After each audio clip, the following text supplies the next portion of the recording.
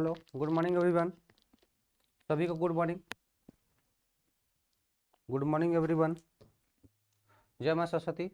आ जाओ भाई, सब लोग लाइव आ जाओ।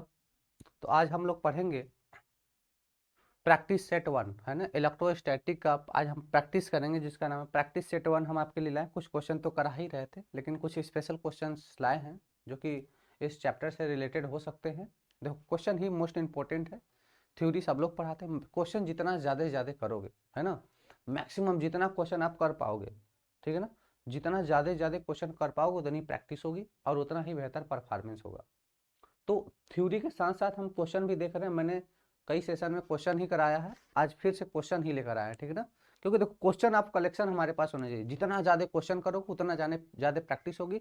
तो उसमें क्या होगा, एक आध दो टाइप क्वेश्चन डिफरेंट भी आ गया तो टाइप आपको क्लियर होगे, टाइप आपको पता है कि इसी टाइप का क्वेश्चन आएगा तो क्वेश्चन आप कर लोगे। क्लियर है ना। तो सभी को गुड मॉर्निंग, जय माँ सरस्वती, ठीक है ना। सभी को गुड मॉर्निंग, जय माँ सरस्वती, ठीक है ना। आगे अब लेक्चर को आगे बढ़ाते हैं, ठीक है ना। लेक्चर को क्या करते हैं, आगे बढ़ाते हैं, ठीक है। तो क्वेश्चन को हम स्टार्टअप करते हैं, जिसका नाम हमने रखा है इलेक्ट्रोस्टैटिक प्रैक्टिस सेट 1 रखा है, ठीक है ना। नाम रखा है मैंने इलेक्ट्रोस्टैटिक्स प्रैक्टिस क्वेश्चन पार्ट 1, है ना। प्रैक्टिस क्वेश्चन पार्ट 1 है। मैं पार्ट 1 आज ही क्यों लेकर आया सर? हाँ, सभी को गुड मॉर्निंग। मैं पार्ट 1 आज ही क्यों लेकर आया, क्योंकि देखो अब होने वाली है होली की छुट्टी, है ना। तो मैं प्रैक्टिस इतना ज़्यादा क्वेश्चन दे रहा हूँ, सारा करा दूंगा, आप इसको रिवाइज करते रहना आराम से, ठीक है ना। इसीलिए मैं प्रैक्टिस सेट 1 लेके आया, ताकि होली के पहले तो मैंने अभी तक मैं नियर अबाउट 100 क्वेश्चन करा चुका हूँ सारे अभी लेकर। यह क्वेश्चन करा दूंगा तो मुश्किल से 150 और 100 के ऊपर क्वेश्चन हो जाएंगे। तो ये इलेक्ट्रोस्टैटिक्स का क्वेश्चन हो जाएगा, आप इसकी प्रैक्टिस करते रहना, है ना। इसकी प्रैक्टिस मजे में करते रहना होली भर, फिर होली के बाद फिर से मिलेंगे। अभी 6 तारीख तक संभवतः क्लास चलेगी, ठीक है ना।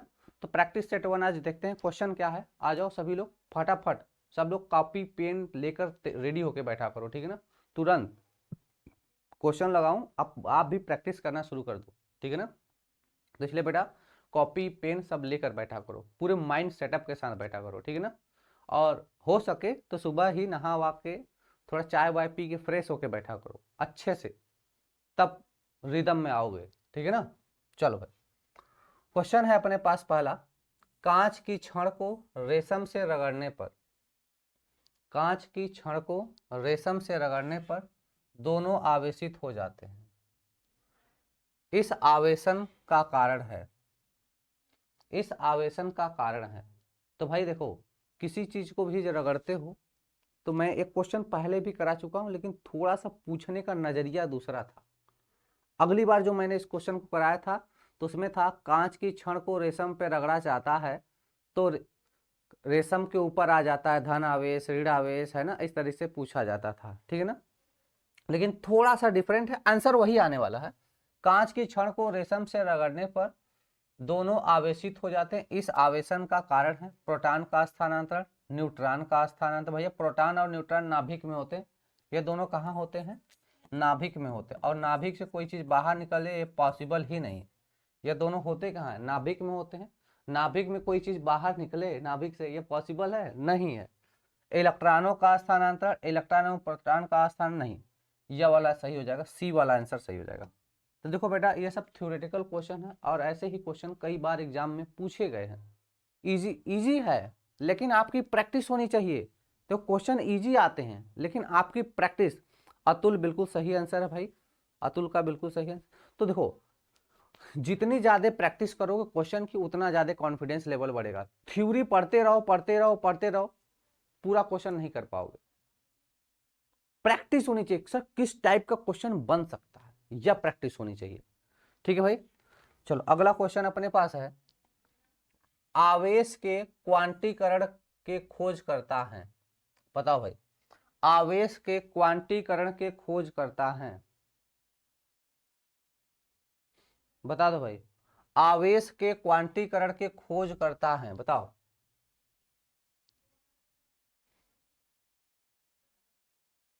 बता दो भाई। देखो, याद रखना, मिलिकॉन। आवेश के क्वांटीकरण के खोजकर्ता कौन है, मिलिकॉन, याद रखना, ठीक है ना। आवेश के क्वांटीकरण, जैसे क्वांटाइजेशन ऑफ चार्ज, Q बराबर एन ई, Q बराबर कौन, Ne। तो इसको यह क्वांटाइजेशन का जो कॉन्सेप्ट है किसने दिया, मिलिकॉन ने दिया। Good morning. अच्छा गौरव यादव करें सर, आज पेपर है, ठीक है, सेकेंड मीटिंग में है, केमिस्ट्री का है, चलो ठीक है, अच्छी बात है, आप तैयारी करते रहो। अगला क्वेश्चन है, किसी पिंड को ऋणावेशित किया जा सकता है। अगला क्वेश्चन है, किसी पिंड को ऋणावेशित किया जा सकता है, कैसे, इससे कुछ अतिरिक्त इलेक्ट्रॉन देकर, इसे कुछ इलेक्ट्रॉन निकालकर, इसे कुछ प्रोटॉन देकर, इसे कुछ न्यूट्रॉन निकालकर, कैसे किया जा सकता है, बता दो भाई। अरे इतना इजिया नहीं बताएगा तो कब बताएगा गधावा। भैया किसी को जब एक्स्ट्रा इलेक्ट्रॉन देते हो तो उसके ऊपर माइनस आता है, किसी को एक्स्ट्रा इलेक्ट्रॉन देते हो तब पढ़ो, इसे कुछ अतिरिक्त इलेक्ट्रॉन देकर, तीसरा का ए वाला आंसर हो जाएगा, तीसरा कौन हो जाएगा, ए वाला आंसर हो जाएगा। इसे क्या करेंगे, कुछ अतिरिक्त इलेक्ट्रॉन देकर, कैसे कर सकते हैं भाई, इसे कुछ अतिरिक्त इलेक्ट्रॉन देकर, ठीक है ना, बिल्कुल सही। अगला क्वेश्चन है, जब किसी धनावेशी चालक को पृथ्वी से संपर्कित किया जाता है तो। अगला क्वेश्चन है, जब किसी धनावेशी चालक को पृथ्वी से संपर्कित किया जाता है तो। देवानंद सही आंसर है, अतुल सही आंसर है, अमर, ये बी भाई कहां से आ गया, ठीक है।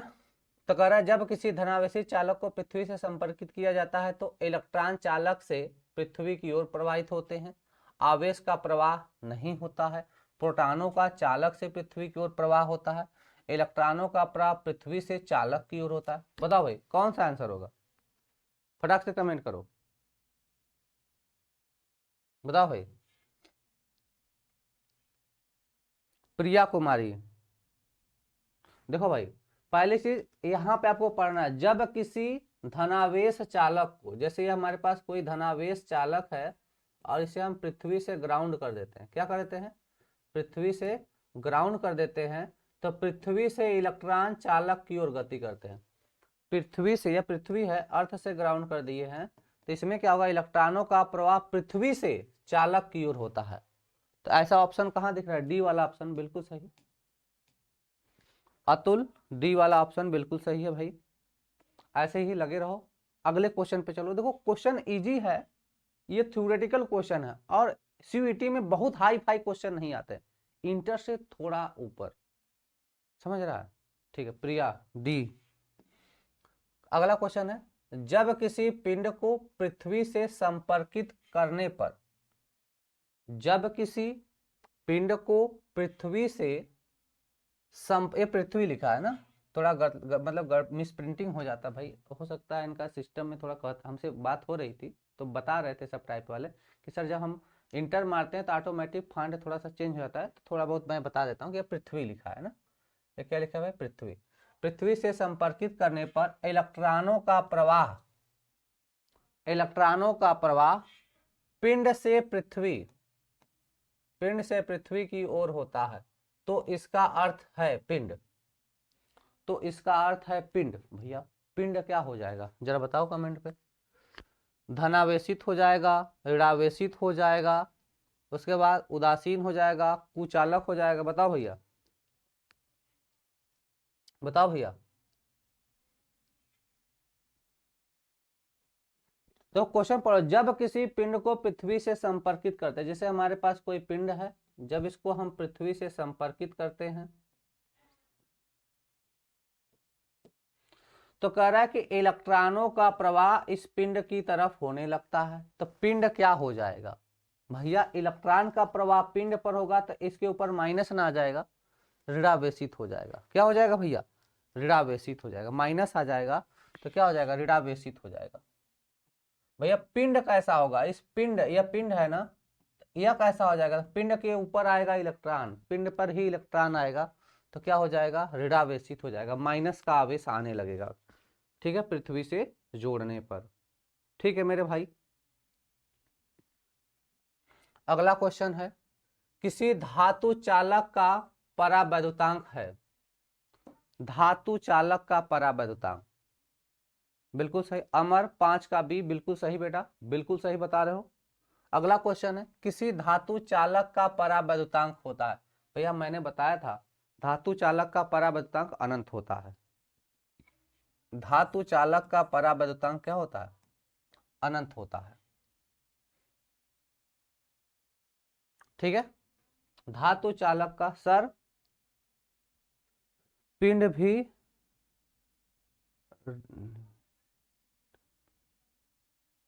क्या कर रहे हो प्रिया? सर पिंड भी ऋणावेशित और इलेक्ट्रॉन भी। नहीं नहीं, एक्चुअली बात को समझो भैया। जैसे कहने का मेरा मत, यहाँ पे सेंस देखो, तुम समझी नहीं क्या कर रहा है।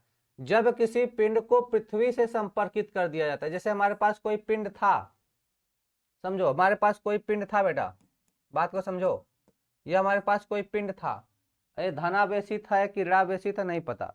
सर क्वेश्चन 4 का सही से, अच्छा क्वेश्चन 4 को सही से पढ़िए, पहले समझो। जैसे हमारे पास कोई पिंड है, तो इस पिंड पे क्या करना है, इसको पिंड को जब पृथ्वी से जोड़ देंगे तो भैया सिंबल समझो कि इलेक्ट्रॉन निकलते हैं पृथ्वी से और पिंड की तरफ गति करते हैं। तो पिंड उदासीन है कि क्या है उससे नहीं मतलब है, लेकिन एक समय आएगा कि क्या होगा, जो इलेक्ट्रॉन है इस पिंड पे कलेक्ट होंगे, तो जिसके ऊपर इलेक्ट्रॉन कलेक्ट होते हैं उसका चार्ज कैसा हो जाता है? ऋणावेशित चार्ज हो जाता है। ठीक है। अब आई होप कि तो समझ में आया होगा भाई। प्रिया क्या कर रहे हो कमेंट में? तो प्रतिकरण होगा। अच्छा, और क्वेश्चन 4, जब किसी धनावेश चालक को पृथ्वी से संपर्क, यह पृथ्वी है मेरे भाई, यह पृथ्वी है, जब किसी धनावेशी चालक को पृथ्वी से संपर्कित किया जाता है तो क्या होता है? भाई कोई भी चालक हो, सीधे सीधे जानो कि पृथ्वी से इलेक्ट्रॉन निकलकर चालक की ओर गति करते हैं। सिंपल याद रखना। ठीक है अतुल, शायद आपको समझ में आ गया होगा कि जब किसी कोई भी पिंड हो, जब उसे हम पृथ्वी से जोड़ेंगे तो पृथ्वी से इलेक्ट्रॉन, जो पहली चीज पृथ्वी क्या होती है, बहुत बड़ा निगेटिव चार्ज का सोर्स है, बहुत बड़ा निगेटिव चार्ज का सोर्स है। अच्छा एक चीज और बता दें, जो पृथ्वी का विभवांतर होता है वो शून्य माना जाता है, अनंत पर विभवांतर शून्य। और पृथ्वी इतना बड़ा चालक है ना, पृथ्वी इतना बड़ा चालक है कि इससे चाहे जितने इलेक्ट्रॉन निकाल लो, चाहे जितना इलेक्ट्रॉन दे दो, कोनो फर्क नहीं पड़ने वाला है। बात समझ में आ रहा है कि नहीं? पहली चीज समझो कि भाई जो पृथ्वी है ना, इतना बड़ा चालक है कि इससे 10-20 लाख इलेक्ट्रॉन निकाल लो, 10-20 लाख इलेक्ट्रॉन दे दो, इसके ऊपर कोई फर्क नहीं पड़ता है। ठीक है ना? ठीक है भाई। तो इसीलिए इसका विभवांतर भी शून्य माना, पृथ्वी का विभवांतर शून्य माना जाता है। ठीक है ना? चलो देखो भाई, ये सब थ्योरेटिकल क्वेश्चन है, कहीं पर भी समस्या होगी तुरंत बताना, कॉन्सेप्ट क्लियर होना चाहिए। एकदम कॉन्सेप्ट क्लियर होगा तभी मजा आएगा, नहीं तो फंस जाओगे। ठीक है चलो भाई, तो यह भी क्वेश्चन समझ में आ गया होगा। आगे देखो, किसी धातु चालक का परावर्तनांक क्या होता है? अनंत होता है। मतलब कहने का बहुत ज्यादा होता है और लगभग अनंत माना जाता है। ठीक है चलो, अगला क्वेश्चन है, किसी परावैद्युत का परावर्तनांक नहीं हो सकता। किसी परावैद्युत का परावर्तनांक नहीं हो सकता। बताओ भैया, क्वेश्चन नंबर 6, अरे 7 हो गया ना, क्वेश्चन नंबर 7 बताओ। किसी परावैद्युत का परावर्तनांक नहीं हो सकता, बताओ। अनंत नहीं हो सकता कि 2.5 नहीं हो सकता कि 1.5 नहीं हो सकता कि 10.4 नहीं हो सकता, क्या नहीं हो सकता? तो भैया एक चीज बताएं, धातु का परावर्तनांक अनंत होता है, लेकिन परावैद्युत का परावर्तनांक अनंत थोड़े होता है। तो ठीक है ना? अच्छा मैथ की क्लास नहीं आ रही है, आएगी बेटा। हाँ बिल्कुल सही, देखो एक लड़का देवा, अतुल नाम है, अतुल बिल्कुल सही जवाब दिए हैं कि भाई अनंत नहीं हो सकता क्योंकि अनंत धातु का होता है। अनंत नहीं हो सकता क्योंकि अनंत तो मैंने बताया धातु का है। ठीक है अगला क्वेश्चन पे चलते हैं। अगला है, देखो अब थ्योरेटिकल क्वेश्चन खत्म, थोड़ा सा न्यूमेरिकल पे आते हैं। थ्योरेटिकल खत्म हो गया, ठीक है। थ्योरेटिकल क्वेश्चन आई होप कि आपको समझ में आया होगा। अब थोड़ा सा न्यूमेरिकल के बेस पर आते हैं। 4 माइक्रोकूलम एवं -5 माइक्रोकूलम आवेशों पर कार्यरत वैद्युत बलों का अनुपात, आवेशों पर कार्यरत वैद्युत बलों का अनुपात जरा बताएं कमेंट करके भाई, बताओ। क्या होगा, सॉल्व करके बताओ, सॉल्व करके बताओ भाई। एक क्वेश्चन एक बार पढ़ लो और सॉल्व करके बताओ।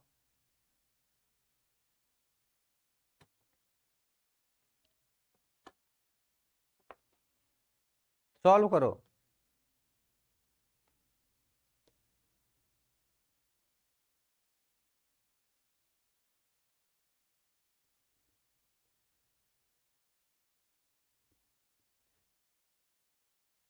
कमेंट करके बताओ भैया।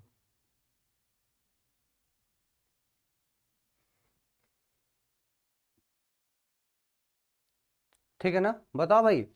क्या कर रहा है, +4 माइक्रोकूलम एवं -5 माइक्रोकूलम आवेशों पर कार्यरत वैद्युत बलों का अनुपात बताओ।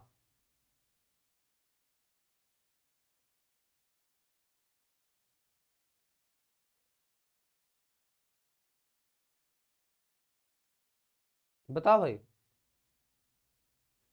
8 का डी, ये कैसे भैया, 8 का डी कैसे हो जाएगा, नहीं नहीं नहीं नहीं, एक बार सॉल्व करो, पहले सॉल्व करो मेरे भाई, सॉल्व करो।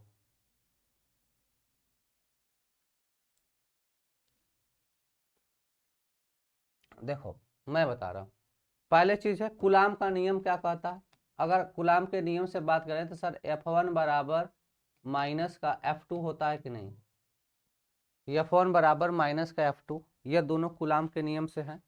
इतना तो जानबे करते हो, कूलाम का नियम यही कहता है कि F1 वेक्टर बराबर माइनस के F2 वेक्टर, अगर दोनों के परिमाण की बात करें, अगर दोनों के परिमाण की बात करें, ठीक है ना, अगर दोनों के परिमाण की बात करेंगे तो कहेंगे सर दोनों का परिमाण क्या होगा, सेम होगा, दोनों का जो परिमाण होगा वो क्या होगा, सेम होगा।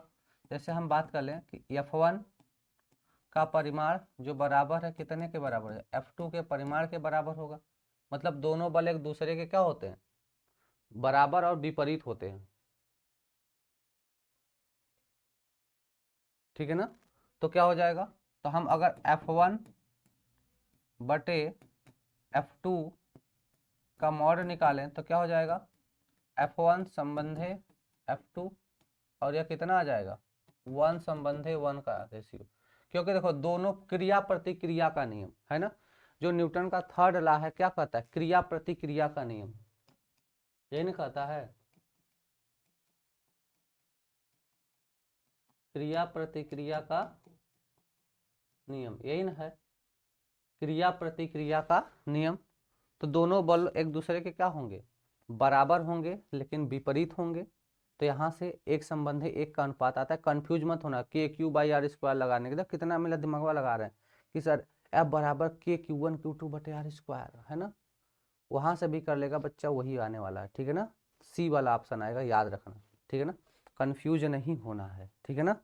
चलो कितने लोग कमेंट कर रहे हो भैया, जरा देख ले तुम लोग का कमेंट भी।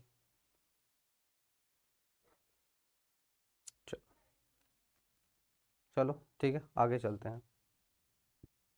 अतुल सी आंसर, अच्छा क्या कह रहे हैं गौरव, अभी तैयारी अच्छा नहीं चल रहा है सर, काहे नहीं चल रहा है भैया, अब तो लग जाओ, अब फॉर्म वॉर्म का डेट वोट खत्म होने वाला, अब अच्छे से तैयारी पे लग जाओ, क्वेश्चन करो।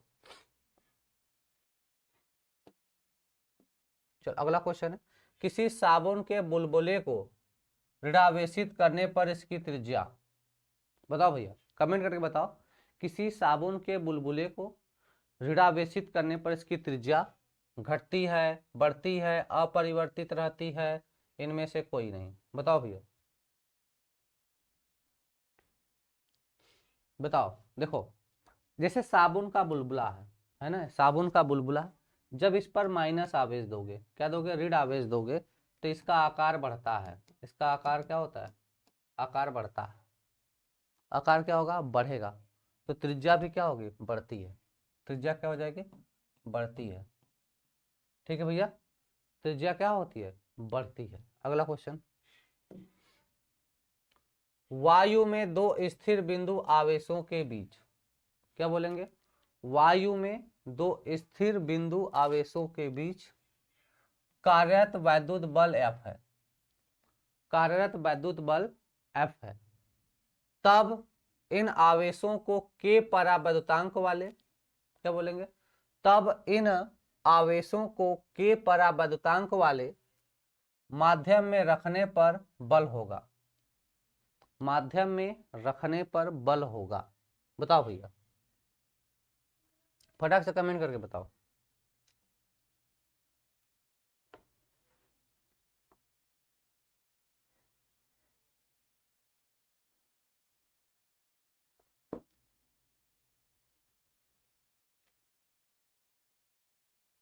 फिर से सुनो, क्या कर रहा है, वायु में दो स्थिर बिंदु आवेशों के बीच कार्यरत वैद्युत बल F है, कार्यरत वैद्युत बल कितना है, F है।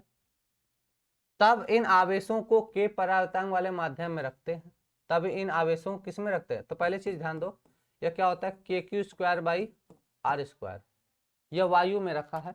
और वायु के लिए लिख लो, यहीं पे लिख लो क्या भैया, वायु के लिए के बराबर 1 है ना, तो एफ बराबर कितना हो जाएगा, q square by r square. और फिर कह रहा है कि जब के बराबर कितना हो, जब के बराबर क्या हो, के हो, के बराबर समथिंग के हो, तो यहाँ से एफ डैश मिलेगा, क्या मिलेगा, k q square by r square. तब क्या कह रहा है कि आवेशों को के परावर्तांक वाले माध्यम में रखने पर बल होगा, तो कितना होगा भाई, अगर हम बात कर ले तो अगर इसमें इसका भाग दे दो, इसके इसमें क्या करो, इसका भाग दे दो, तो यहाँ से क्या निकाल कर एफ बाई के हो जाएगा, डी वाला ऑप्शन, एफ बाई के आ जाएगा, कितना, एफ अपान के हो जाएगा। ठीक है, क्यों एफ अपान के हो जाएगा, क्योंकि भैया यहां से जरा देख लो कि यहाँ पे उठा, सॉरी ऐसे पूरा तुम लोग को सॉल्व कर ही के दिखा देते हैं, थोड़ा ध्यान देना। तो ऐसे देखो, यह बराबर क्या होता है, 1/4 पाई एप्सिलॉन नॉट के क्यू स्क्वायर बटे आर स्क्वायर होता है। वायु के लिए, वायु के लिए क्या करो, के बराबर 1, तो यह बराबर कितना हो जाएगा, 1/4 pi epsilon naught q square by r square, f है। और के परावर्तांक वाले, के परावैद्युतांक के लिए एफ डैश से निकालोगे, क्या हो जाएगा, 1/4 पाई एप्सिलॉन नॉट के क्यू स्क्वायर बटे आर स्क्वायर।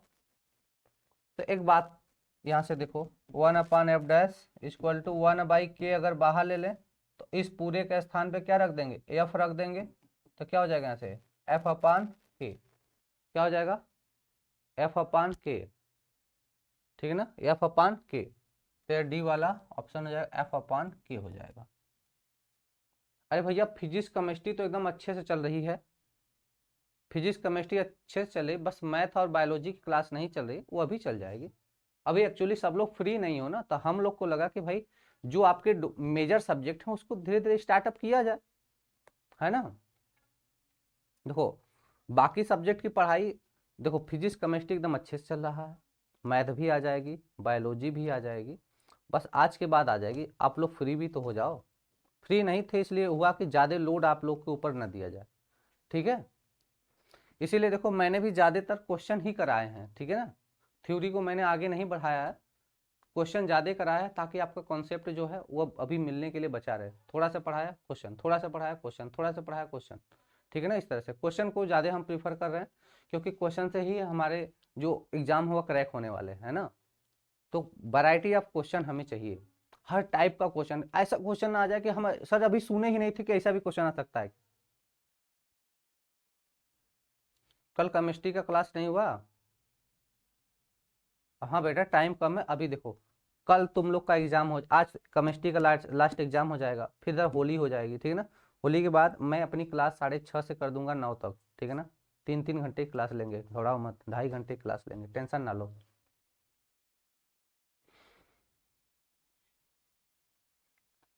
अगला क्वेश्चन है, एक धनावेशित आयताकार चालक, एक धनावेशित आयताकार चालक के निकट अनावेशित चालक रखने पर, के निकट अनावेशित चालक रखने पर अनावेशित चालक पर बल लगेगा कितना, बताना है। अनावेशित चालक बल लगेगा, अच्छा अतुल बिहार से हैं, ठीक है भाई कोई बात नहीं, कल के बाद आज के बाद सब लोग फ्री हो जाएगा, बेस्ट क्लास चलेगी, देख लेना। बताओ भैया, एक धनावेशित आयताकार चालक के निकट अनावेशित चालक रखने पर अनावेशित चालक पर लगने वाला बल, कमेंट करके बताओ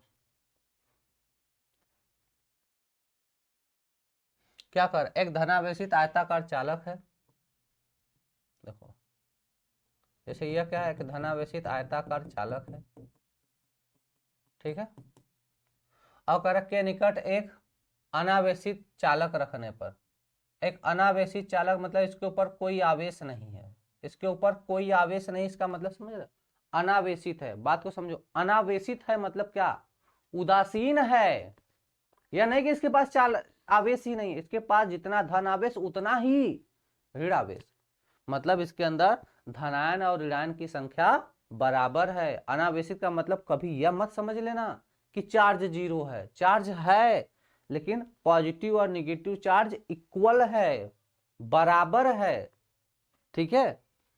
तो रखने पर अनावेशित चालक पर बल लगेगा, बताओ भैया, तब इस पे पूछा बल लगेगा, ऑप्शन कह रहा है क्या, आयताकार चालक की ओर लगेगा, आयताकार चालक से दूर की ओर लगेगा, शून्य होगा, उपरोक्त में से कोई नहीं। अच्छा, कुछ लोग का कमेंट आ गया, कुछ लोग का कमेंट, अतुल कुमार कर रहे हैं सर ए वाला ऑप्शन इज द राइट होगा, ठीक है। एक चीज बता दो, अच्छा चलो बिल्कुल सही, अतुल का बिल्कुल सही आंसर है, अतुल का बिल्कुल सही आंसर भी है, आयताकार चालक की ओर लगेगा, है ना, आयताकार चालक की ओर ही लगेगा, ठीक है।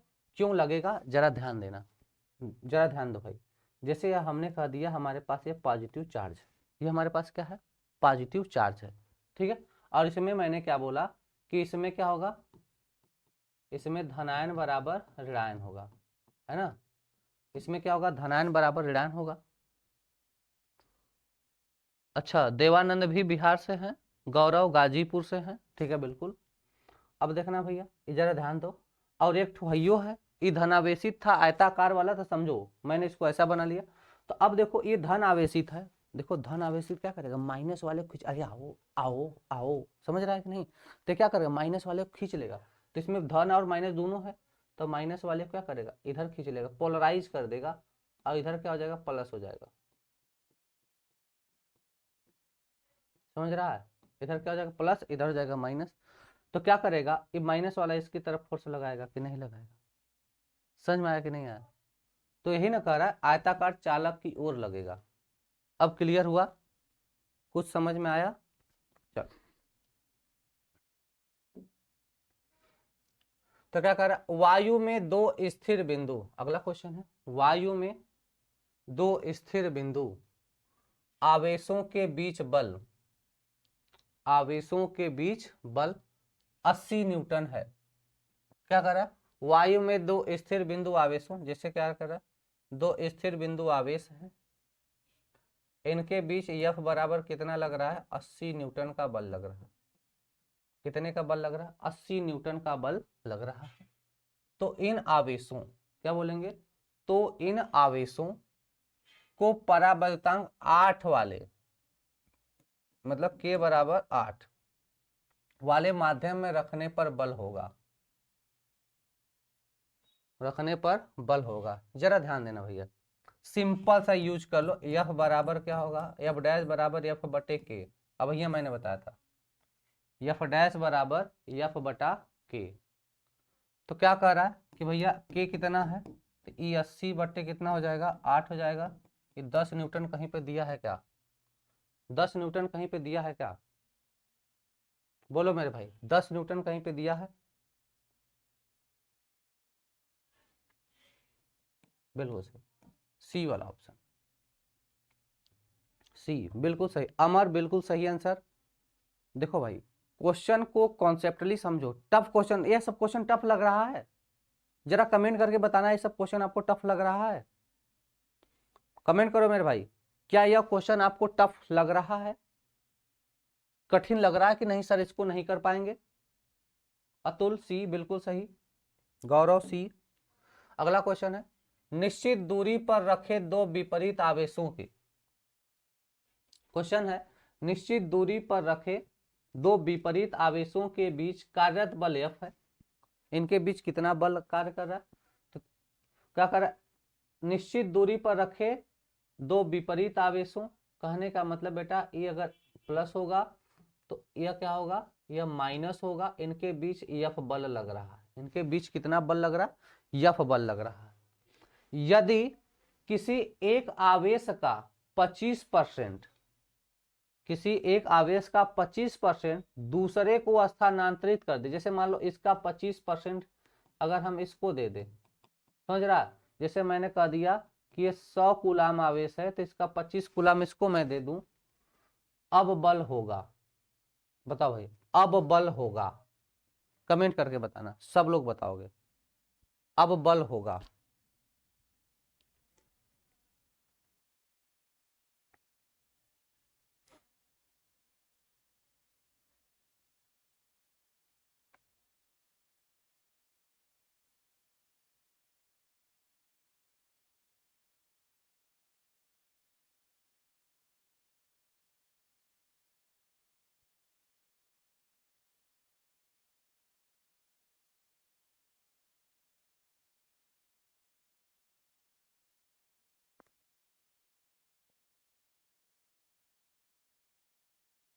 अच्छा तुम जा रहे हो, अच्छा केमिस्ट्री पढ़ने, देखो भैया ध्यान दो कैसे सॉल्व करोगे। तो इसी के अकॉर्डिंग अगर हम बात करें कि यह प्रोपोर्शनल टू कितना होगा सर, क्यू स्क्वायर, यह प्रोपोर्शनल टू कितना, तो क्यू स्क्वायर, देखो यह बराबर के क्यू स्क्वायर बाई आर, अगर हम बात करें तो सर यह बराबर क्या होता है, k q square by r square, मतलब हम सिंपली बोले 1/4 pi epsilon naught q square by r square, यह वाला फार्मूला हम पहले से जानते हैं। तो अगर हम कांस्टेंट को छोड़ दें, कांस्टेंट को छोड़ दें तो हम सिंपली क्या बोल सकते हैं कि यह प्रोपोर्शनल टू क्यू स्क्वायर है ना।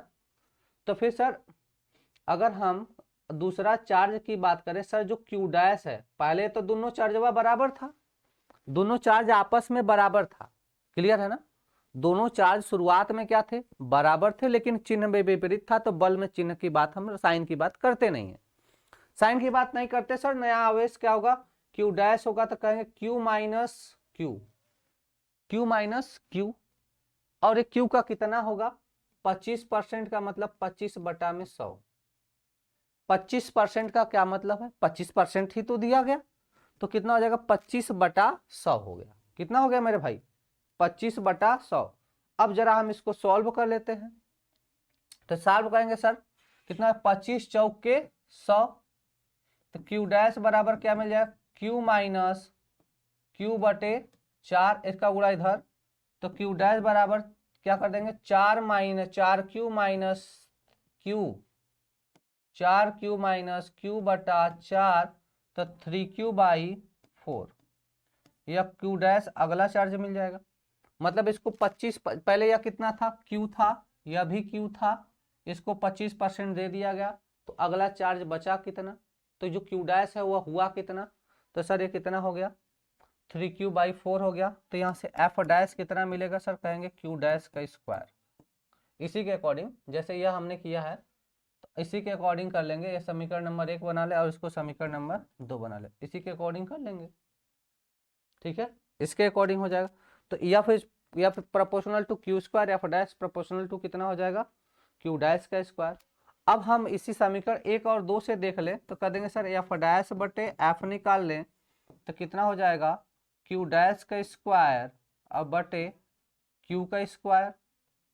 अब क्यू डैश का मनवा कितना है सर, 3 क्यू/4 का स्क्वायर बटे क्यू का स्क्वायर, तो कितना हो जाएगा, 3 त्रिक का 9, 4 चौक के 16 क्यू स्क्वायर, और बटे भी यह भी क्या हो जाएगा, into Q square, Q square से कट जाएगा, तो हो जाएगा एफ डैश बटे एफ बराबर 9/16, और हमको निकालना क्या है, यफ डैश से निकालना है, तो इसका गुणा इधर कर दो, तो 9f/16, यह आंसर हो जाएगा, 9f/16, कितना आंसर हो जाएगा भाई, 9f/16, तो ए वाला आंसर हो जाएगा 9f/16, ठीक है, थोड़ा दिमाग लगाओ, ठीक है ना, थोड़ा सा माइंड को सेट करो, ठीक है ना। अतुल कब से डी डी कह रहा था, देवानंद भी डी डी कह रहा था, बेटा अब समझ में आ गया कि ए होगा। कॉपी पेन लेके बैठ, ठीक है, चले भाई आगे, फिर से देख लो, यहीं से लगे ए प्रपोर्शन, देख लो, ध्यान दे देना, जैसे ध्यान देना, यही तो कहते हैं कूलाम का नियम से क्या कहते हैं, f proportional to q square, या फिर सिंपली कहते हैं क्या Q1 Q2 कहते हैं, और एफ प्रोपोर्शनल टू 1/r²। तो भैया इससे तो हमसे मतलब है नहीं, जब इससे नहीं मतलब, तो अगर हम इसी को कह दें कि अगर अगर इसी से हम कह दें कि भैया Q1 और Q2 दोनों आपस में क्या हो जाए, बराबर हो जाए, तो यही तो बोलेंगे एफ बराबर क्यू के, तो एफ प्रोपोर्शनल टू Q², यही वाला कॉन्सेप्ट लगा के निकाल लेंगे। ठीक है, हाँ अब सबका ए आ जाएगा, हाँ मुझे पता है कि अब सबका ए आ जाएगा। ठीक है, चलो अगले क्वेश्चन पे आ जाओ। कह रहा है दो समान ऋणावेश, क्या कर रहा है, दो समान ऋणावेश, कौन, क्यू क्यू, दो समान ऋणावेश क्यू क्यू हैं, वाई अक्ष पर बिंदुओं ओ और ए तथा ओ माइनस ए पर स्थित हैं। ओ ए पर मतलब कि क्या, एक्स पर 0 है, वाई पर ए है, फिर कह रहा है क्या, फिर से एक्स पर 0 हो, वाई पर माइनस ए है।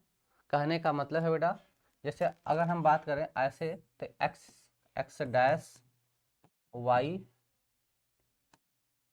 वाई डैश है, तो यहाँ पर यह 0,0 है, तो इसी से ए डिस्टेंस पर एक चार्ज है जो कि क्यू है, और ऋणावेश है तो माइनस क्यू है, और एक ठो माइनस ए के ए डिस्टेंस पर है, और यह माइनस ए डिस्टेंस पर है, अरे कितना हो जाएगा, माइनस क्यू।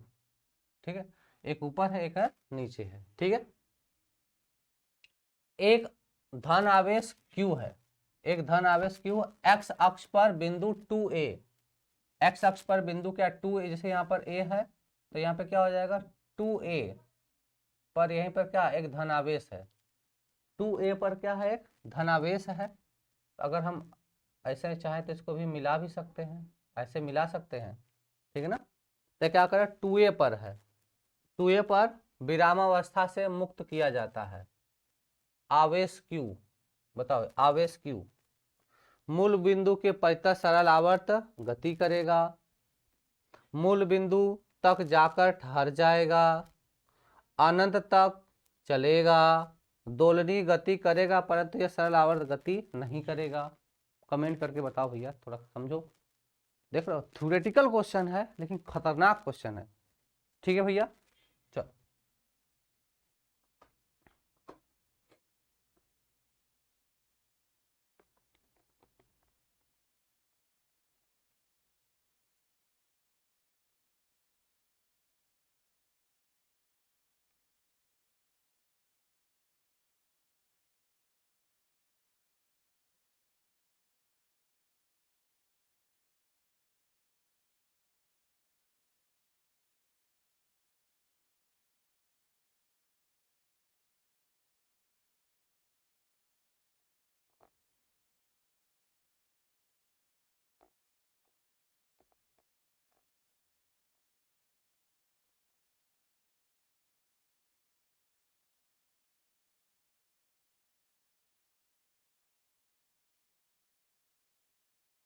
बताओ भैया, 14a, 14 का ये बता रहे हो,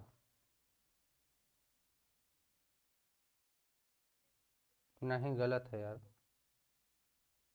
चलो मैं इसको सॉल्व करता हूँ, इसको मैं एक बार सॉल्व करता हूँ, ठीक है ना। चलो सब, 14a नहीं गलत है, 14b भी गलत है, जरा ध्यान देना, इसको थोड़ा सॉल्व करते हैं।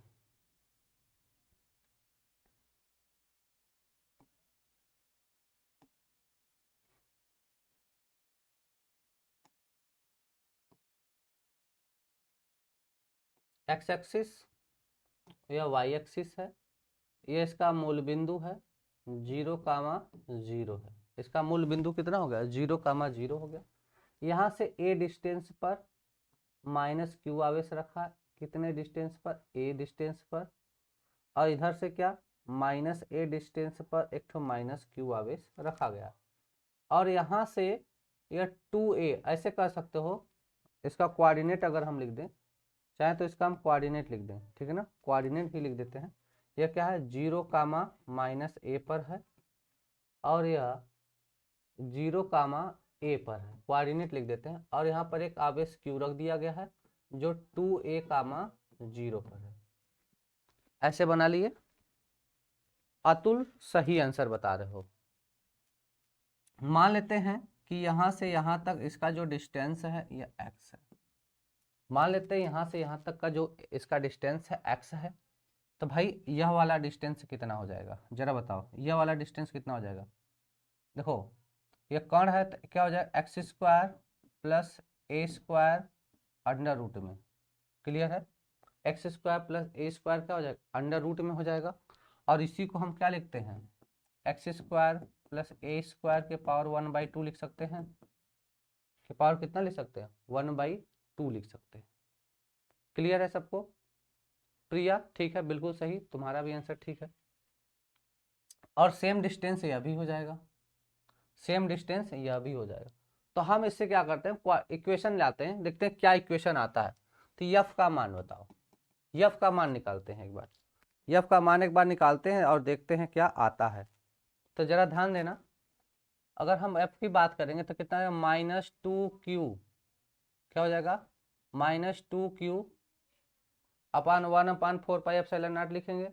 या फिर हम एक सीधे सीधे इक्वेशन लिखे, सीधे सीधे इक्वेशन लिखे तो क्या होगा, 2qx अपान कहेंगे x² प्लस a² के पावर 3/2, ऐसा, या फिर इक्वल टू इतना मिलेगा, यह इक्वेशन मिलेगा। और इससे हम कंपेयर करें, क्या होता है, m/d2 अपान dx2 होता है। अगर हम इक्वेशन की बात करें, जैसे मैथ का यह इक्वेशन होता है, तो m क्या होता है, m इंटू d2x अपान dx2, यह त्वरण होता है, m इंटू ए यार, यह बराबर क्या होता है, यह बराबर m इंटू ए होता है। और a को क्या लिख सकते हो, 2 बार अवकलन करके, x का 2 बार अवकलन करके ऐसा लिख सकते हो। तो d2x अपान dx2, इसी को हम इस फॉर्म में लिख सकते हैं, ठीक है ना। यह भी क्या है, त्वरण ही, त्वरण क्या था, d2x अपान dx2। तो हम इसी को क्या लिख देंगे, ये बराबर किसके हो जाएगा, 3/2 बराबर हो जाएगा m d2x अपान dx2। यह क्या है, त्वरण है, किसको x बता रहा है, त्वरण को बता रहा है, ठीक है। इतना कर लेंगे। इतना करने के बाद मेरे भाई यम इसको, अब इसको पक्षांतर, ये माइनस है ना, पक्षांतर कर दो इधर को और हो जाएगा किस बराबर का 0। जब पक्षांतर कर दोगे इधर को तो क्या हो जाएगा, m d2x अपान dx2, पक्षांतर कर दोगे तो प्लस 2qx, कितना हो जाएगा, 2qx हो जाएगा। अच्छा एक q छूट गया है, यार यहाँ पर एक ठो q क्या हो गया है, छूट गया है, -2qqx है ना, तो यहाँ पर भी छूट गया, 2qqx अपान x² प्लस a² के पावर 3/2 इक्वल टू 0। और जानते हो यह SHM का समीकरण नहीं है। SHM मतलब सरल आवर्त गति, SHM का मतलब सिंपल हार्मोनिक मोशन।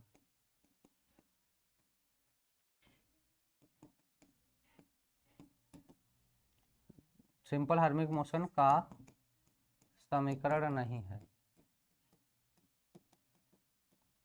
यह सिंपल हार्मोनिक मोशन का समीकरण नहीं है भैया। सिंपल हार्मोनिक समीकरण मतलब SHM का समीकरण नहीं है, तो सरल आवर्त गति नहीं करेगा, लेकिन दोलनी होगा, लेकिन दोलनी गति होगा।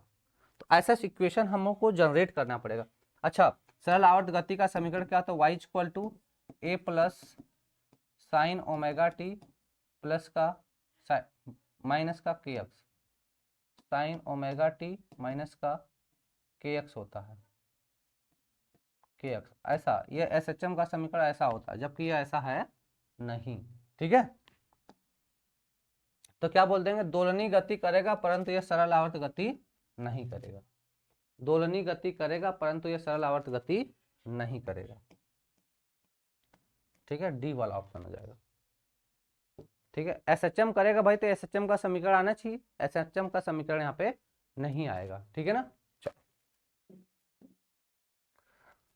क्वेश्चन है, दो छोटी गोलाकार गेंदें, जैसा डायग्राम में बना है, ध्यान देना, दो छोटी गोलाकार गेंदें यहां पर है, प्रत्येक पर Q बराबर 10 माइक्रोकूलम प्रत्येक पर Q बराबर कितना है 10 माइक्रो कूलम। समान लंबाई के प्रत्येक 1 मीटर के 2 कुचालक धागों द्वारा छत के किसी बिंदु से लटकाई गई है। छत के किसी बिंदु से ऐसे धागे में लटका दी गई। ठीक है ना। गुड मॉर्निंग भाई। किसी धागे से ऐसे छत से लटका दी गई है, लटकाई गई है। यह पाया गया है कि साम्यावस्था में धागों के मध्य चित्रानुसार 60 अंश का कोण है। धागों में कितना तनाव होगा। यह क्वेश्चन करवा चुके हैं, एक बार ये क्वेश्चन हो चुका है। फटाक से बताओ भैया, धागों में तनाव कितना होगा, सॉल्व करके बताओ।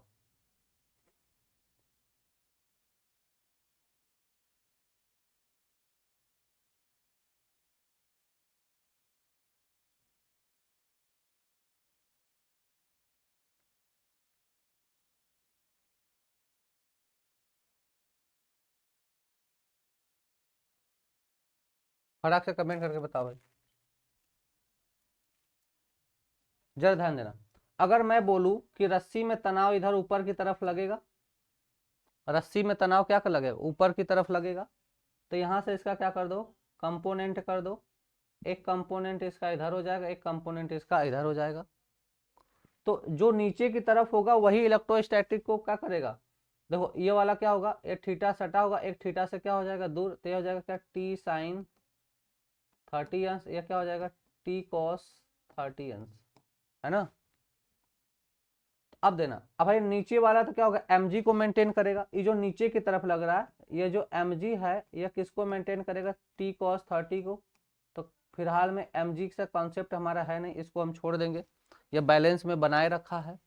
और दूसरी बात कर लेंगे, इलेक्ट्रोस्टैटिक, इनके बीच में क्या लगेगा, Fe लगेगा, मतलब विद्युत बल लगेगा। दोनों के बीच में क्या लगेगा, वैद्युत बल लगेगा। तो कहेंगे संतुलन की स्थिति में,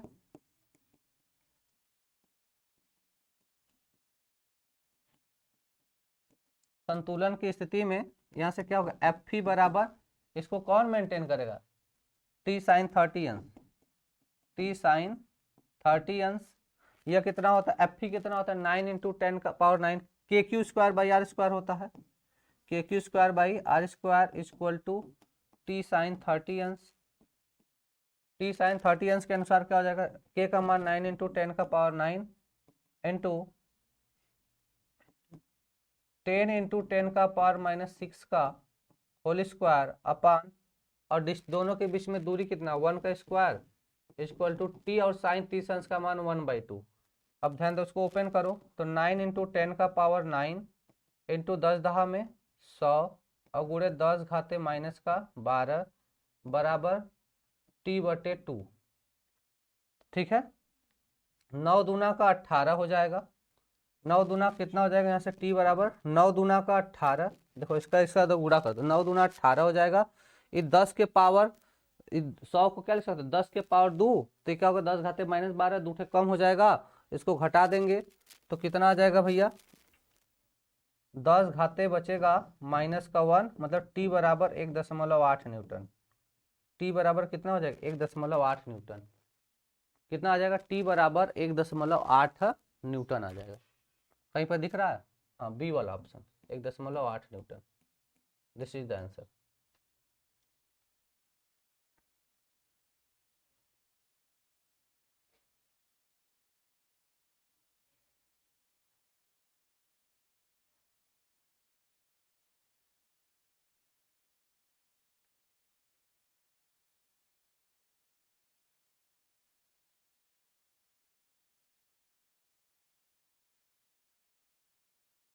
ठीक है भाई,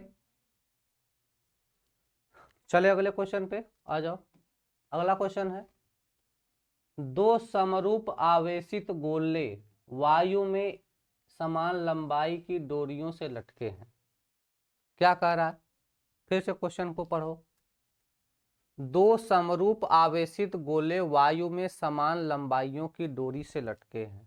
समान लंबाइयों की डोरी से लटके हैं, जैसे क्या कह रहा है पहले समझो। दो समरूप आवेशित गोले, तो किसी या डोरी से ऐसे लटके हैं, ऐसे, ठीक। तथा उनके मध्य 30 अंश का कोण है। अरे भैया 30 अंश का कोण है, थोड़ा सा और इनको करीब कर लो, बड़ा दूर बन रहे हैं। कुछ ऐसे कर लेते हैं, इनके मध्य 30 अंश के कोण है। कितने के कोण है भाई? 30 अंश के कोण है। ये देखो मैंने 30 अंश के कोण यहाँ पे बना दिए। ठीक है, 30 अंश के कोण हो गए।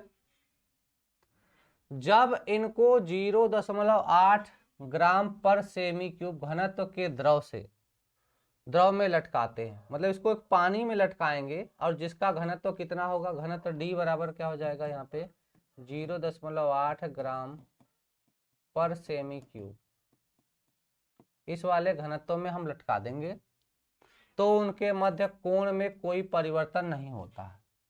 तब इनके कोण में कोई भी परिवर्तन नहीं होता। द्रव के पराबद्धांक का मान बताइए, मतलब K का मान बताना है। किसका मान बताना है? K का मान बताना है। ठीक है, चलो भाई। अब गोलों के पदार्थ का घनत्व कितना है? अब गोले के पदार्थ का घनत्व दिया है 1.6 ग्राम पर सेमी क्यूब। चलो भाई सॉल्व करो।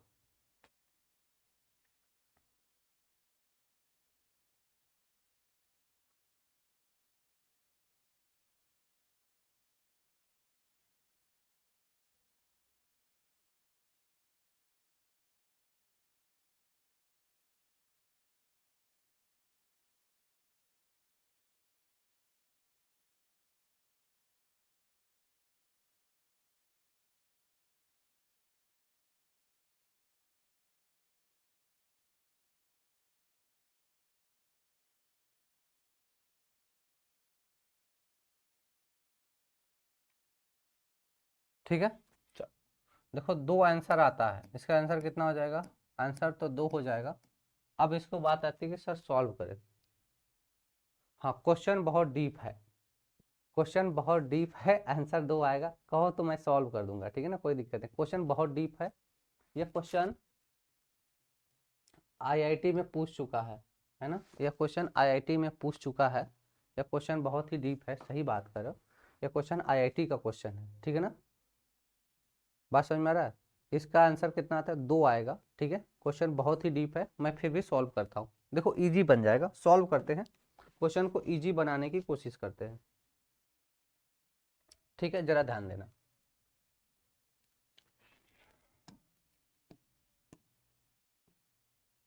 भैया एक आध दो क्वेश्चन तो डीप रहने वाले ही है ना। ये दो गोले हैं, इनके बीच कोण कितने का हो जाएगा? 30 अंश का हो जाएगा। और एक फोर्स इसके ऊपर F इधर की तरफ लगेगा और इस पर भी एक फोर्स लगेगा जो F की इधर की तरफ लगेगा, और नीचे की तरफ क्या लगेगा भाई? mg लगेगा। इसमें भी नीचे की तरफ कौन लगेगा? mg लगेगा।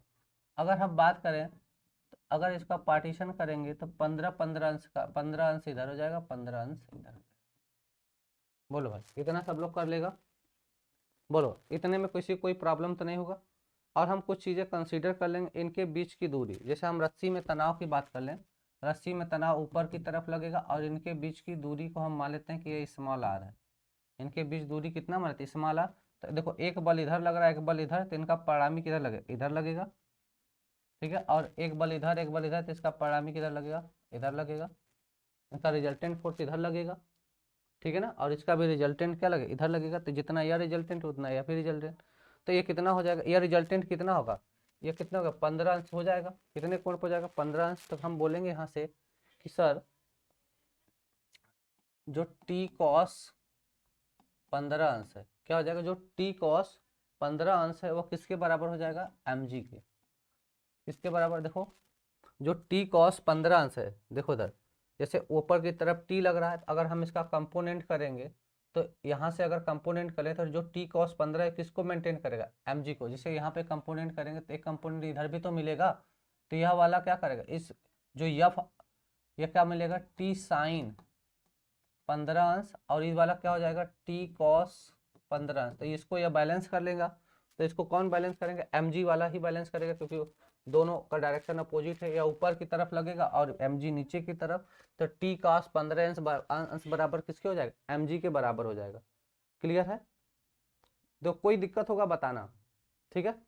और दूसरी चीज, और जो टी साइन 15 अंश है, दूसरा देखो ईएमजी किसको मेंटेन करेगा, टी कास 15 को मेंटेन करेगा, और एफ बल किसको मेंटेन करेगा, वह टी साइन 15 अंश को।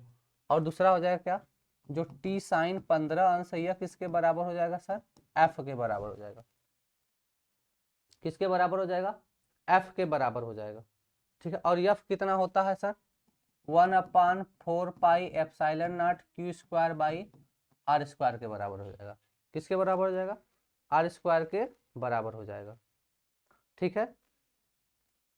तो यहां से हम लोग tan का मान निकाल, tan 15 अंश का मान निकालें, साइन थीटा बटे कॉस थीटा, tan 15 अंश निकाल लो, साइन थीटा बटे कॉस थीटा, तो यह ऊपर चला जाएगा, तो कितना हो जाएगा 1/4 पाई एप्सिलॉन, साइन बटे कॉस, चाहो तो समीकरण 1/2 करके निकाल सकते हो, तो 1/4 pi epsilon naught q square बटे एम जी आर स्क्वायर, ये समीकरण नंबर 1 बना।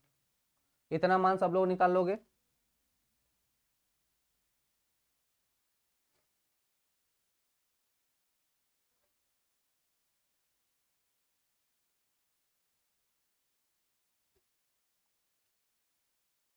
बोलो भाई, इतना सब लोग कर लोगे।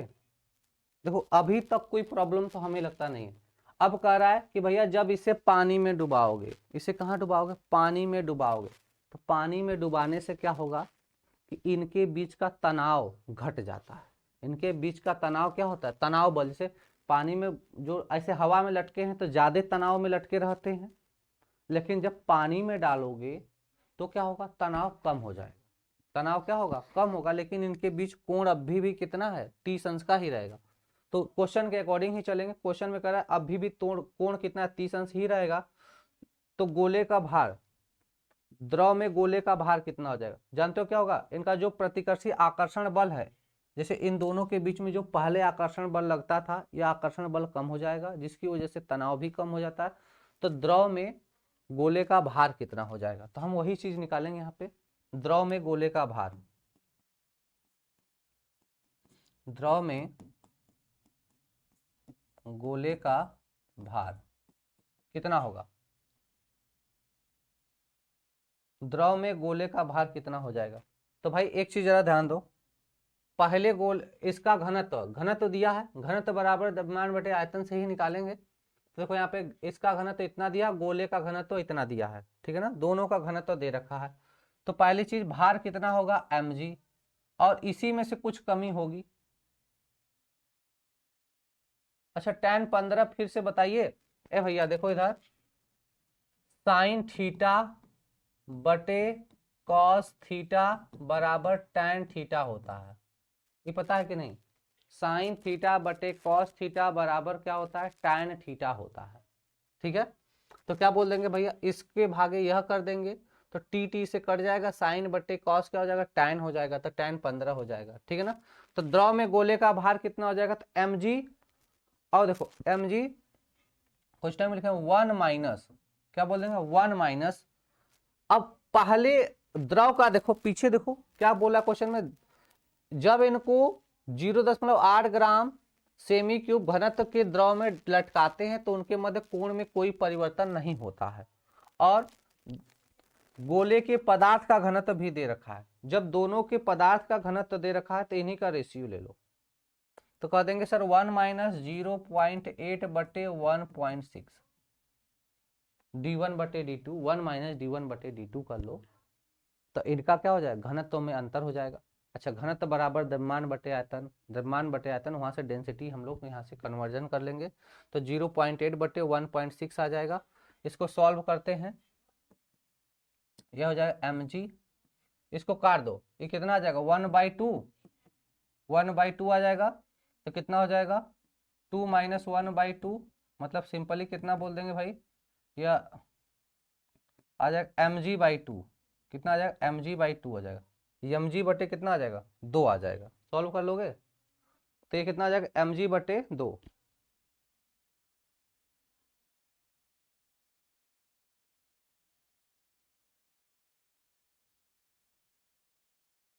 ठीक है, इतना हो जाएगा। अब ध्यान दो, अब हम निकालेंगे वैद्युत प्रतिकर्षण बल।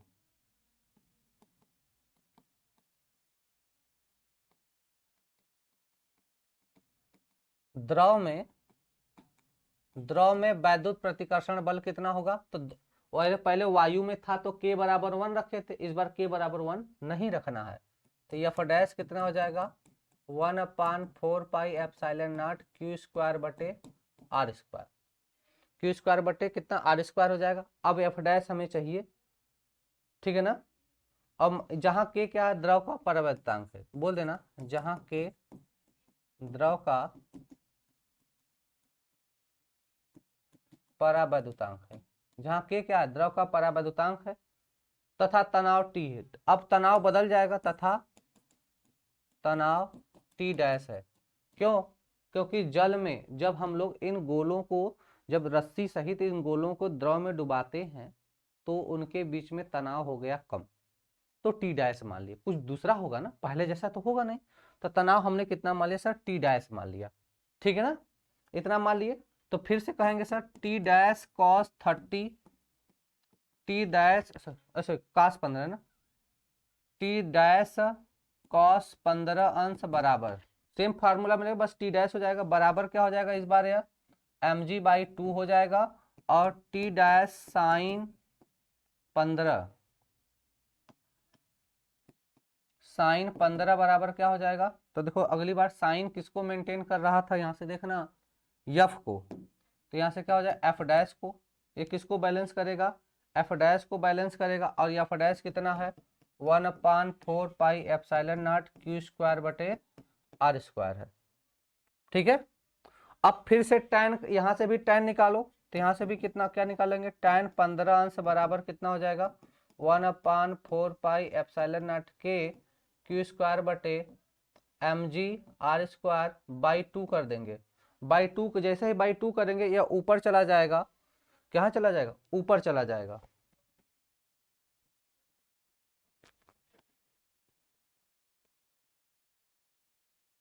ठीक है। तो कितना हो जाएगा tan 15 अंश बराबर 1/4 pi epsilon not k 2Q² upon mg/2। इसको मान लो समीकरण नंबर 2। अब देखो समीकरण 1 और समीकरण 2 आपस में बराबर होंगे, समीकरण 1 और 2 क्या होंगे बराबर, तो अगला समीकरण था tan 15 अंश tan 15 आपस में बराबर हो जाएंगे, क्योंकि tan 15 अंश इहो निकला है, ध्यान दें tan 15 अंश इहो निकला है और tan 15 अंश यह भी निकला है, तो दोनों समीकरण आपस में क्या होंगे, बराबर हो जाएंगे।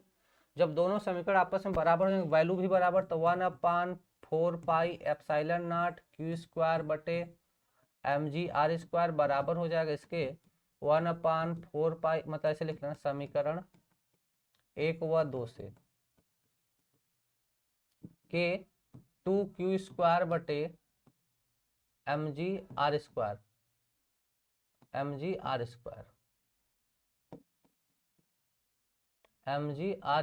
तो देखो 4 पाई एप्सिलॉन नॉट mg/2 से कट जाएगा, पूरा कट गया, और Q² से कट गया, तो क्या बचेगा, इधर तो कुछ बचा ही नहीं, तो 1 बराबर क्या बचेगा 2/k, तो k बराबर कितना हो जाएगा 2, k का मान कितना हो जाएगा 2 हो जाएगा, ठीक है। देख लो एक बार, मैं फिर से इसको समझा देता हूँ। क्वेश्चन बहुत ही अच्छा है, इंटरेस्टिंग क्वेश्चन है, थोड़ा सा बस लॉन्ग है। क्वेश्चन को एक बार हम पढ़ेंगे फिर सॉल्व कर लेंगे। क्वेश्चन में कह रहा है दो समान आवेशित गोले वायु में, दो समान आवेशित गोले वायु में समान लंबाइयों की डोरी से लटके हैं, समान लंबाइयों की डोरी से लटके हैं, तब इनके बीच कोण कितने का था, 30 अंश का था। पहले वायु में लटका था, समान लंबाई का रस्सी था, और तो इनके बीच कोण कितना था 30 अंश का था। जब इनको 0.8 ग्राम पर सेमी क्यूब वाले घनत्व में डुबोते हैं, जैसे मान लो इसी में पानी है, इसका घनत्व 0.8 ग्राम पर सेमी क्यूब है, जब इसमें इसको लटका देते हैं तब भी इनके बीच कोण नहीं बदलता, वही रहता है, तो उनके मध्य कोण में कोई परिवर्तन नहीं होता है। फिर कह रहा है द्रव के परावैद्युतांक, मतलब k का मान बताना है, द्रव के परावैद्युतांक k का मान बताना है, और गोलों के पदार्थ का घनत्व इतना दे रखा है। क्लियर है। तो हम एक सेटअप मान लेते हैं कि भाई पहले यह था, एक कोई पॉइंट होगा, उसी से एक दो धागे लटका दिए गए हैं, जिस पर एक आवेश यहाँ पर लटका दिया गया, एक आवेश यहाँ पर लटका दिया गया है, और इनके बीच कोण कितने का था, 30 अंश का था। तो भाई नीचे की तरफ mg लगेगा और द्रव दोनों अपर साइड में क्या लगेगा, समान चार्ज है, तो क्या लगेगा, दूर की तरफ क्या लगेगा, प्रतिकर्षण, तो इधर F लगेगा, इधर भी F लगेगा। मान लेते हैं इनके बीच दूरी कितनी, इस्तेमाल r है। तो भाई इसको बैलेंस करने के लिए इसका कंपोनेंट का जो T इधर लगेगा, रस्सी में तनाव T ऊपर की तरफ लगेगा, इसका कंपोनेंट का घटक कर दो, है ना। जब इसका घटक करोगे तो 30 अंश पे टूटेगा, तो इधर क्या हो जाएगा, इधर जाएगा T साइन 15 से दूर है, थीटा से दूर है, और यह T cos 15, और T cos 15 नीचे की तरफ लग रहा है तो mg को मेंटेन करेगा, या इधर लग रहा है तो किसको बैलेंस करेगा, F को बैलेंस करेगा। तो दोनों को बराबर कर लेते हैं यहाँ से, और यहाँ से tan 15 अंश का मान निकाल लिए, ठीक है, tan 15 अंश का मान निकालिए। अब द्रव में, अब समझो, अब जब द्रव को इस गोले, इन दोनों गोलों को पानी में जब डुबाएंगे, जब पानी में डुबाएंगे तो इनके बीच में क्या होगा, प्रतिकर्षण थोड़ा कम हो जाता है, जिससे रस्सी में तनाव भी कम हो जाएगा, और रस्सी में तनाव कम हो जाने से इनका भार बदल जाता है, क्योंकि द्रव में जब डालोगे तो इनको क्या होगा, ऊपर की तरफ वो ढकेलना चाहेगा, तो इनका भार कुछ क्या होगा, पहले से कम हो जाएगा। तो कितना कम हो जाएगा, तो कहेंगे mg 1 माइनस दोनों का डेंसिटी का रेशियो ले लो, d1/d2 डेंसिटी रेशियो ले लो, तो भार निकल जाएगा, तो mg/2 जितना भार रहेगा उसका आधा फील हो जाएगा, मतलब इनका भार पहले से क्या हो जाएगा, आधा हो जाएगा। अब इस कंडीशन में जब इनको इसमें डुबा दियो, भार आधा हो गया है, तब इनके लिए फिर से वैद्युत बल और तनाव के बीच में फिर से रिलेशन, दोनों बलों का बैलेंस रिलेशन लिखते हैं। तो द्रव में वैद्युत प्रतिकर्षण के F' 1/4πε0 के क्या है, उसी द्रव का परावर्तनांक q²/r² हो जाएगा, और तनाव T' मान लिया हमने, तो T' cos 15 बराबर mg/2 बैलेंस करेगा उसको, और T sin 15 अंश या F फोर्स जो नया वाला प्रतिकर्षण फोर्स लग रहा है उसको बैलेंस करेगा। तो यहाँ से tan 15 निकाल लेंगे, और tan 15 पीछे भी निकाले हैं, समीकरण 1 2 को आपस में बराबर कर लेंगे, समीकरण 2 1 और 2 को आपस में बराबर कर लेंगे तो k का मान निकल जाएगा, k बराबर 2, ठीक है भाई, k बराबर क्या हो जाएगा, 2 हो जाएगा, ठीक है। समझ में आ गया हो तो आगे चलें, कमेंट करो।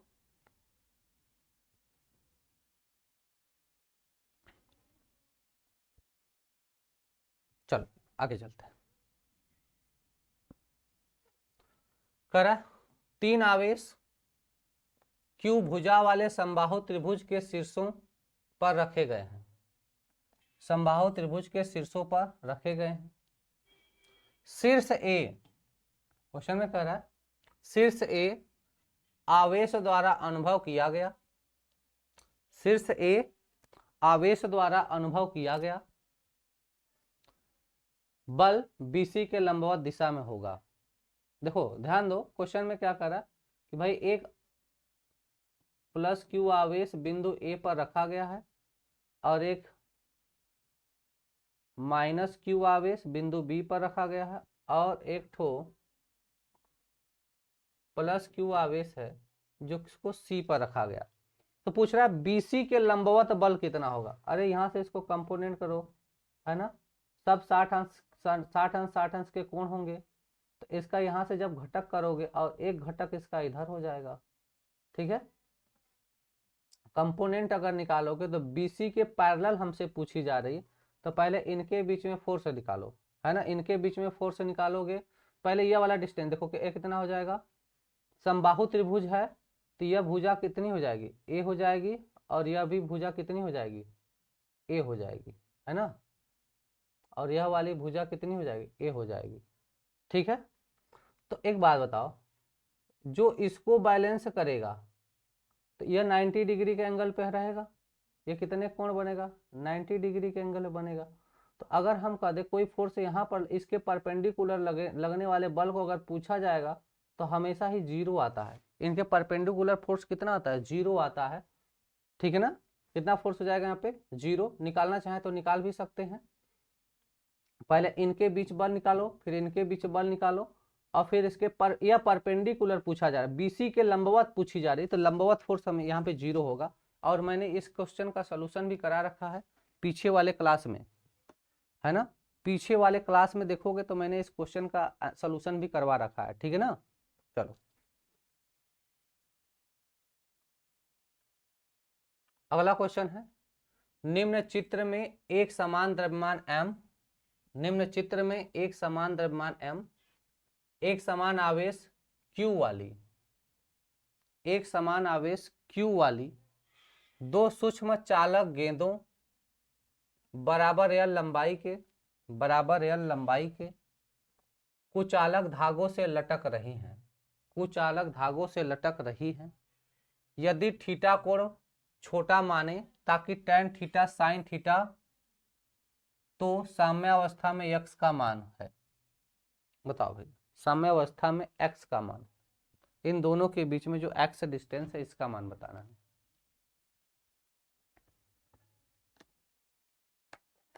चलो भाई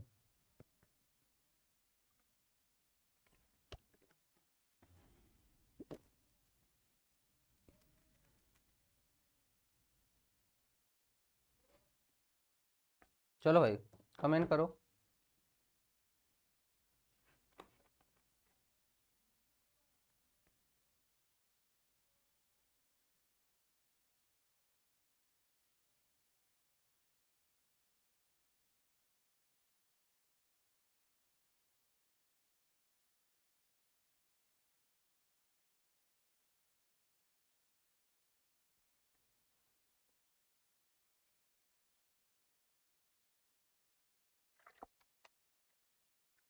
चलो भाई कमेंट करो बताओ।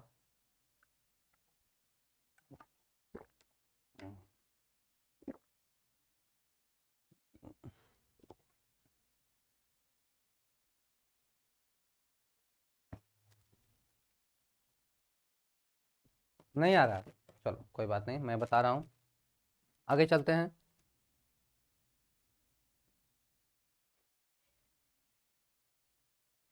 देखो भाई ध्यान देना,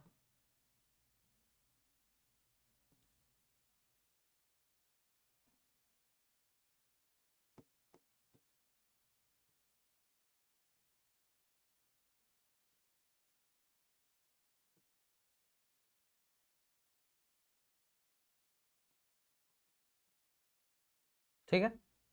यहाँ तो हो गया, और पीछे क्या कर रहा है, यहाँ पे क्यू आवेश, यहाँ पे क्यू आवेश है, ठीक है। दोनों पे क्या है, क्यू क्यू आवेश है,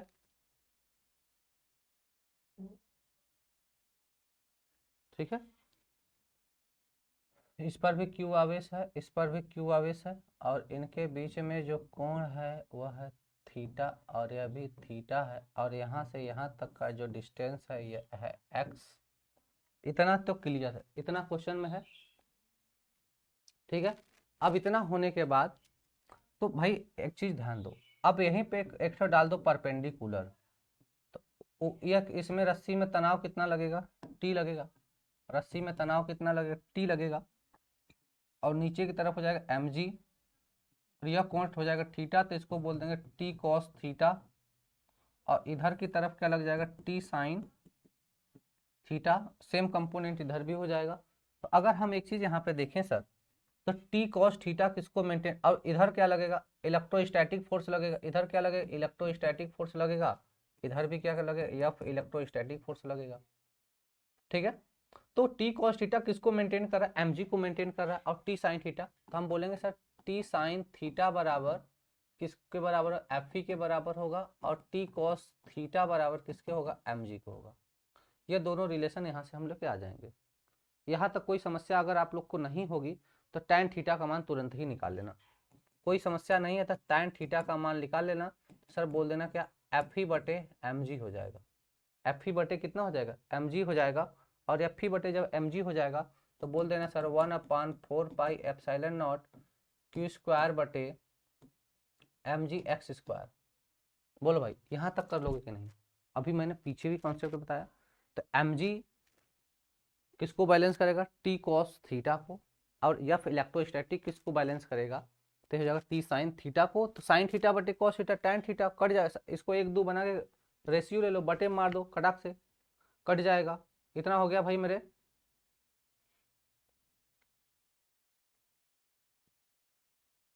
ठीक है।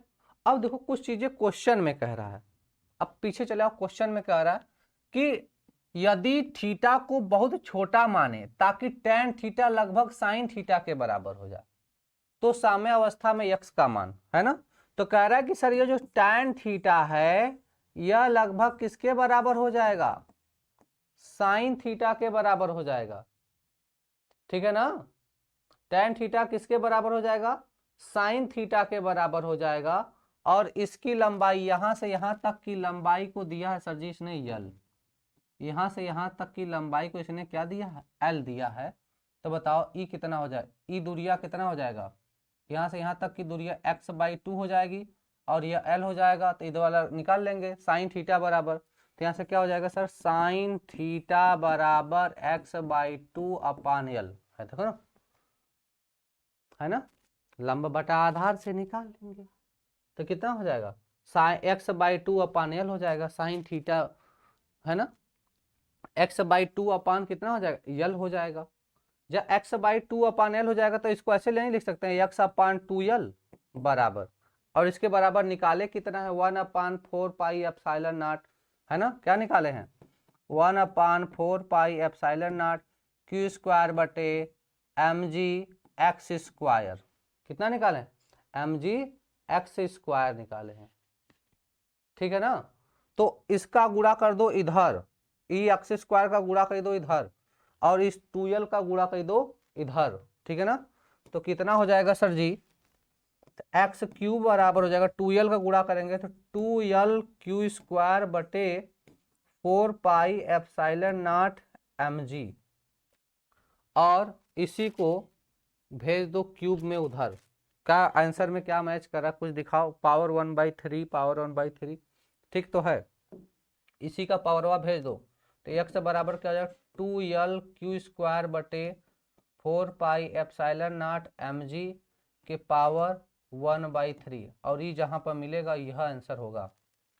तो 2l क्यू स्क्वायर बटे 4 पाई एप्सिलॉन नॉट mg कहाँ गया, 2q 2q 2q 2q 2q कहीं नहीं मिल रहा है क्या,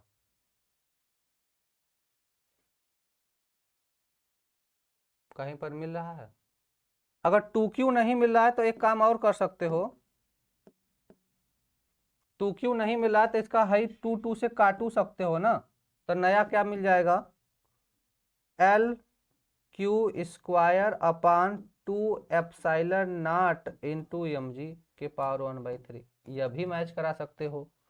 तो l Q square upon 2 pi epsilon not, चलो देखो l Q square upon 2 epsilon not mg, हाँ ए वाला ऑप्शन सही हो जाएगा, ए वाला ऑप्शन सही हो जाएगा, ठीक है भाई, कौन सा ऑप्शन सही हो जाएगा, ए वाला ऑप्शन सही हो जाएगा, ठीक है। चलो अगले क्वेश्चन पे चलते हैं।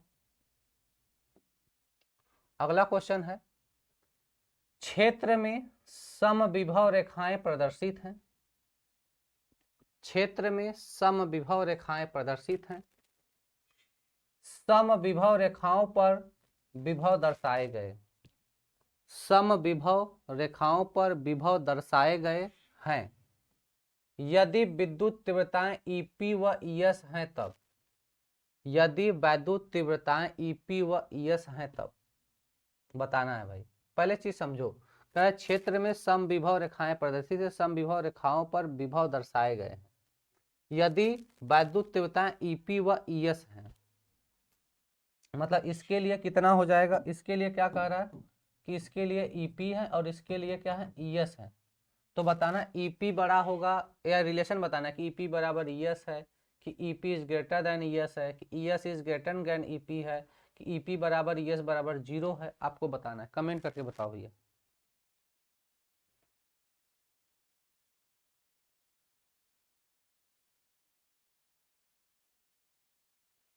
ठीक है बताओ भैया, ठीक है। तो इसमें रिवर्स होता है, इसमें क्या होता है रिवर्स होता है, जितना दूर चलेंगे पॉइंट से तो क्या होगा यहाँ पे option ES is greater than EP होगा, इसमें रिवर्स होता है, ES is greater than EP हो जाएगा, ठीक है। चलो याद रखना, तो हम क्या करते हैं फाइनल माइनस इनिशियल निकालेंगे, ई वाला क्या मिलता, ये वाला बड़ा मिलेगा और ये वाला क्या मिलेगा, छोटा मिलेगा। ठीक है ना। चलो अगला क्वेश्चन। निम्न चित्र में बिंदु ए से कितनी दूरी पर वैद्युत क्षेत्र शून्य होगा। मान लेंगे x दूरी पर, क्या मान लोगे, x दूरी पर। निम्न चित्र में बिंदु ए से कितनी दूरी पर, भैया मान लो कि x दूरी पर कोई बिंदु P है और इसी पर क्या है, e बराबर 0 है। इसी पर क्या, e बराबर 0 है और x का मान निकाल दो। x क्या कर दो, मान निकाल लो। ठीक है ना। तो मान लेना x दूरी पर और उसी x का मान यहाँ पे निकाल लो। ठीक है ना।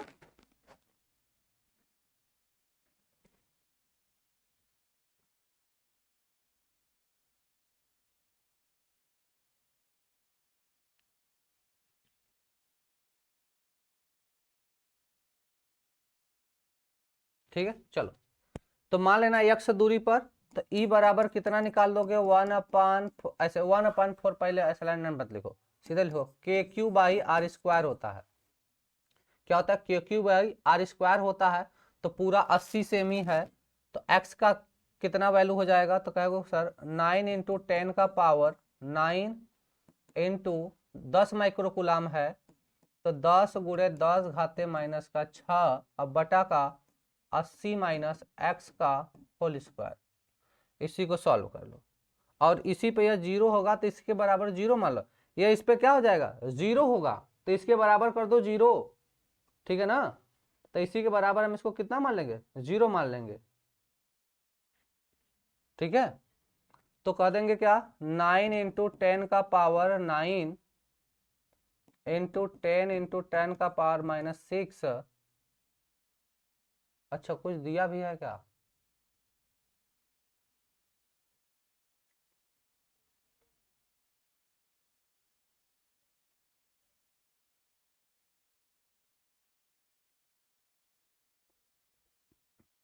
अच्छा।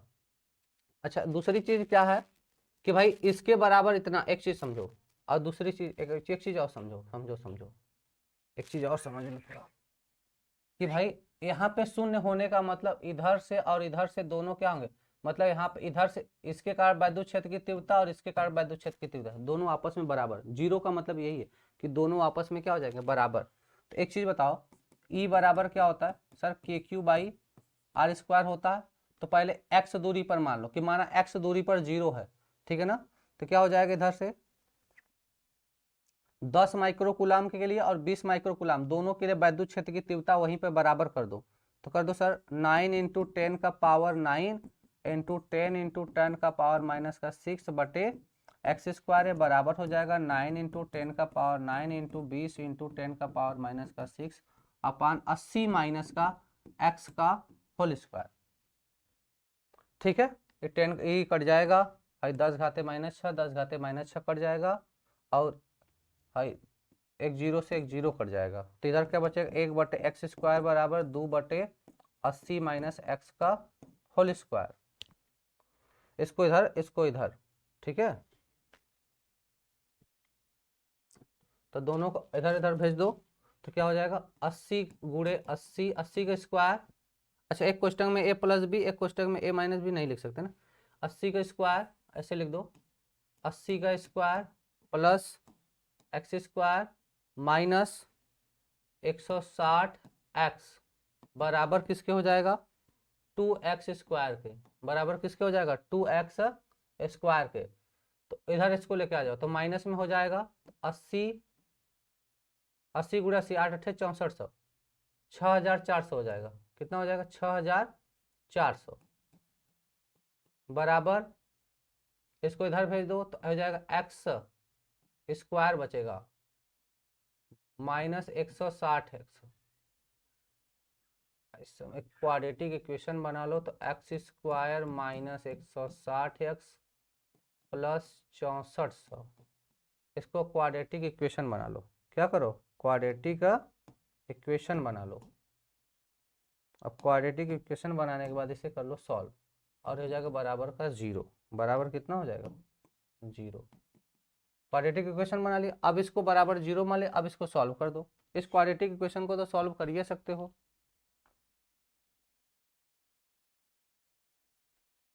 ठीक है भाई। इस क्वाड्रेटिक इक्वेशन को सॉल्व कर सकते हो। क्या होता है, x is equal to plus minus b, s equal to क्या minus b plus minus under root में b square minus 4ac by में 2, 4ac और बाई में कितना 2, बाई में कितना हो जाएगा 2। तो x equal to minus b का मतलब 160 हो जाएगा यहाँ पे, और प्लस माइनस अंडर रूट में बी स्क्वायर का मतलब 160 का होल स्क्वायर माइनस 4a का मान 1 इंटू सी का मान 6400, ठीक है, बटे 2 इंटू 1, एक्स इक्वल टू 160, 160 मतलब इसको काटेंगे तो कितना हो जाएगा 80 प्लस माइनस अंडर रूट में 160 का होल स्क्वायर गुड़े, सॉरी गुड़े नहीं, माइनस 0 0 छः चौके 16 छः चौका 24 1 25 है ना, बटे 2, खत्म हो गया, सब खत्म। अब इसी को एक बार प्लस साइन लेके सॉल्व कर लो, एक बार माइनस साइन लेके सॉल्व करना पड़ेगा, ठीक है ना।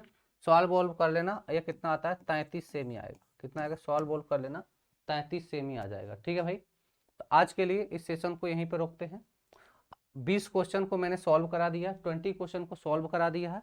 अब इसके आगे का क्वेश्चन मैं नेक्स्ट टर्न पे करा दूंगा, ठीक है ना। यह प्रैक्टिस सेट 1 है, इसके बाद हम लोग आगे चलेंगे, ठीक है भाई। क्लास को ओवर कर रहे हैं।